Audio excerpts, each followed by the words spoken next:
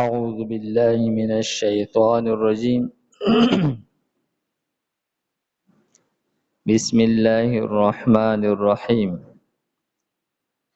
وآتوا النساء صدقاتهن نحلة فإن طبن لكم عن شيء منه نفسا فكلوه هنيئا مريئا. دی آیت مبارکه کې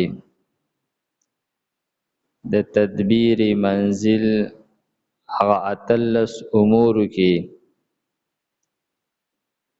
دریم امر ذکر کوي د ظلم د دفع کولو دپاره. کم ظلم چې عام طور په کورنۍ کې دننه کولی کېږي،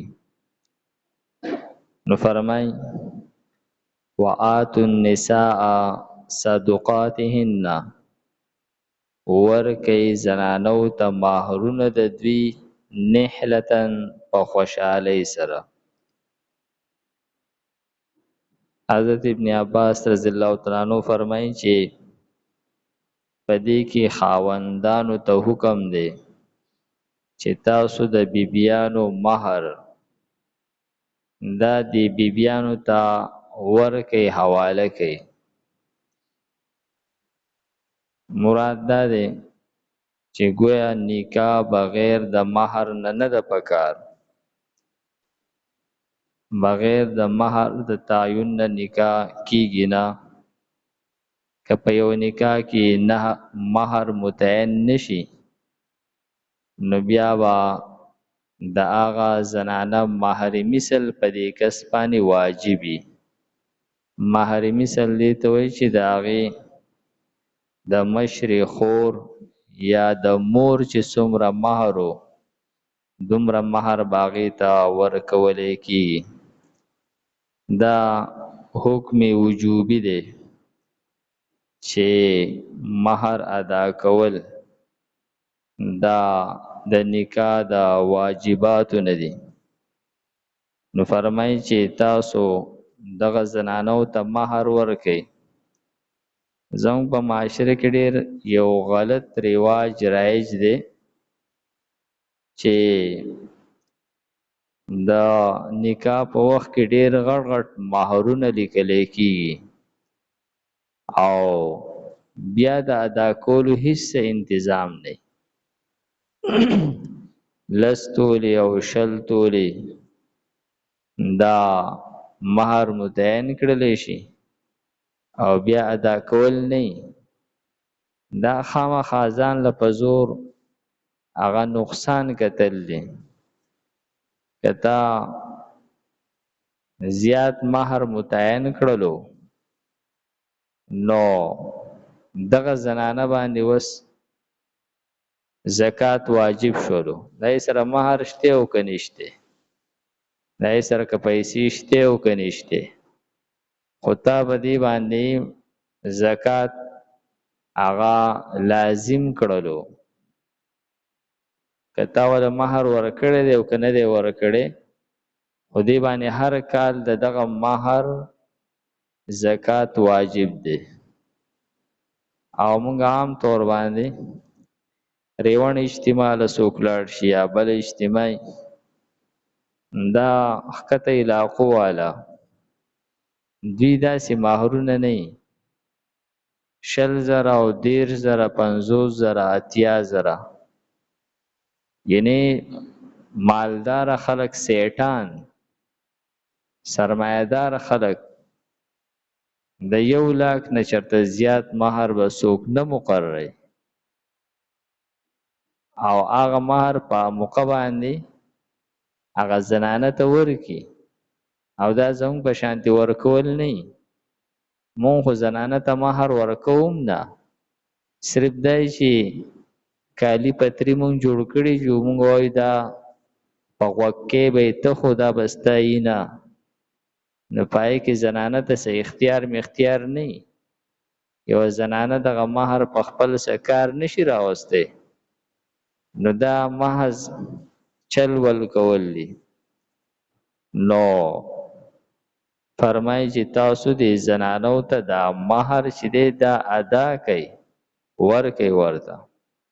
نو دا حکم وجوبي دی. د دې سره اوس د جواز سم مسائل ذکر کړي او د بعض مفسرینو په نسبت باندې دا حکم هغه د زنانو اولیاء ته دی، ولی ته، یعنی خاوند ته هم حکم دی او ولی ته هم حکم دی، ځکه چې په دور جاهلیت کې به دا طریقه وه چې یو سړي به خپل خور لور په نکاح کې ورکړ نو مهر به هغه ولی ځان له واغستو، لکه څنګه چې په افغانستان کې او په چترال کې خلک چې دی نو هغه د لوڼو مهر په خپله ځان له اخلي او موږ ورته په پښتو کې خرڅول وایو چې دوی خپلې لوڼه خرڅوي. نو دغه شانتې دور جاهلیت کې هم دا وه، د زنانه مهر چې دی دا به پلار اخستو یا به ورور واغستلو او زنانه ته به مهر نه ورکولو. نو په دې کې په دغه غلط رسم باندې رد دی چې باید دا چې د کومې زنانه نکاح شوې ده دا د هغې حق دی، دا د هغې د پلار حق نه دی او نه یې د رور حق دی. او یو تفسیر دا هم کړلی شوی دی چې د دې نه هغه وټه سټه ورته وایي په اردو کې، مونږ چې ورته هغه بدل وایو، شغار ورته په عربۍ کې وایي. یعنې یو سړی خپله لور یو سړي له په نکاح کې ورکي او د هغه نه د هغه لور په نکاح باندې والي، یعنې بدل وکي. نو دغه بدل چې دی دا که په دې کې مهر نه متعین شوی نو دا درست نه دی. ها البته داسې څوک کولی شي یو کس یو د چا خور وغوښتله او خپله خور یې هغه له ورکړله لیکن د هغې ځان له مهر دی او د دې ځان له مهر دی، دا جایز ده. لیکن مهر د منځ نه ویستل چیرې بس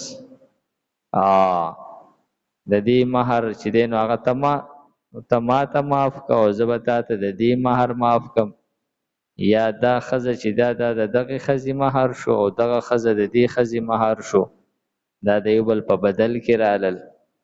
نو فرمایي چې دا د هغې باندې رد دی، ګویا چې دا په دغه ټولو باندې رد دی. فإن طبن لکم نو که چېرې درکوي دا زنانه تاسو ته عن شیء څه شی منه د دې مهر نه نفسا په خپله خوښه، دې کې جوازي مسله ذکر کړله چې تاسو خو به زنانه له مهر ورکوئ، دا خو د هغې حق دی، د هغې شو.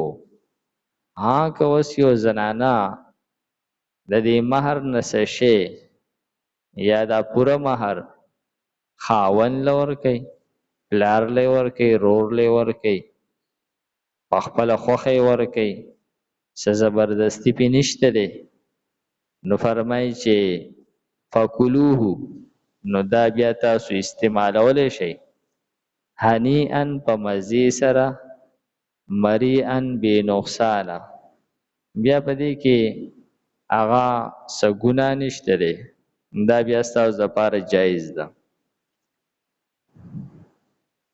وآتوا النساء او ورکئ زنانو ته صدقاتهن مهرونه د دوی نحلتن په خوشحالۍ سره، فإن طبنا کچری درکئ دغه زنانه لکم تاسو ته عن شیء څه شی منه د دې مهر نه نفسا په خپله خوښه، فکلوه نو خورئ دې لره هنیئا په مزې سره، مریئا بې نقصانه.